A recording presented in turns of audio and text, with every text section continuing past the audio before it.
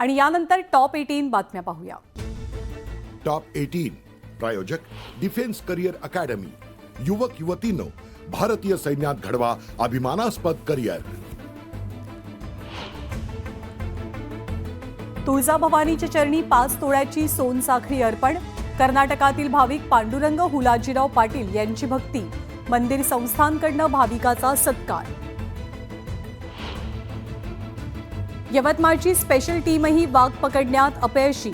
रिकाम्या हातानंच माघारी परतली। आता पुण्याची विशेष रेस्क्यू टीम वाघाला शोधणार। बदलत्या हवामानाचा तुरीच्या पिकावर परिणाम। तुरीच्या उत्पादनात मोठ्या प्रमाणात घट। दर घसरल्यामुळे तूर उत्पादक शेतकऱ्यांचं आर्थिक नुकसान। पुण्यामध्ये गुईवेल सिंड्रोमचा शिरकाव। आतापर्यंत आढळून आले 22 संशयित रुग्ण। धाराशिवमध्ये नावानं हाक मारल्यानं तरुणावर जीवघेणा हल्ला। हल्ल्यात तरुण गंभीररित्या जखमी। पोलिसांकडनं आरोपीवर गुन्हा दाखल। बीडच्या जिल्हाधिकाऱ्यांकडनं 13 सरपंचांसह 418 सदस्यांचं सदस्यत्व रद्द।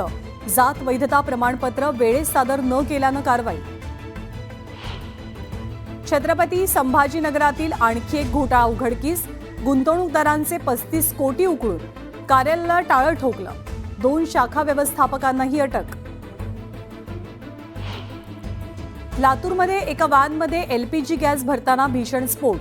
स्फोटात 2 वाहनं जळून खाक, तर व्हॅनमधले 3 जण किरकोळ जखमी। अमरावतीत जादूटोण्याच्या संशयातनं वृद्ध महिलेची विवस्त्र धिंड। पोलिसांनी 5 आरोपींना सुनावली 22 जानेवारीपर्यंतची कोठडी।